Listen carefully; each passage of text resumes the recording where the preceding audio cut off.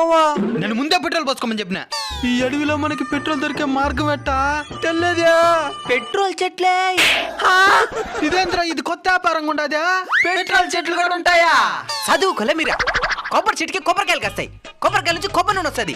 అదేవిధంగా పెట్రోల్ చెట్టుకి పెట్రోల్ కాయలు కాస్తాయి, పెట్రోల్ కాయల నుంచి పెట్రోల్ వస్తుంది. మరైతే నువ్వు కాయలు అమ్ముకుంటూ ఒకేసారి చెట్లు అమ్మేస్తున్నావా?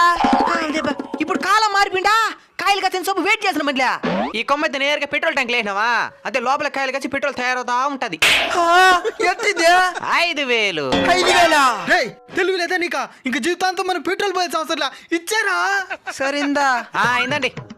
అందుకే పెద్దలు చెట్లు పేర్లని తెలిసి పెట్టుకోమనింది. పెట్రోల్ వాసనే వస్తున్నది.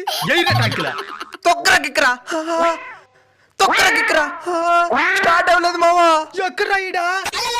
ఇక్కడేదో కారు ఆగిపోయినట్టుందా? డీజిల్ చెట్లే.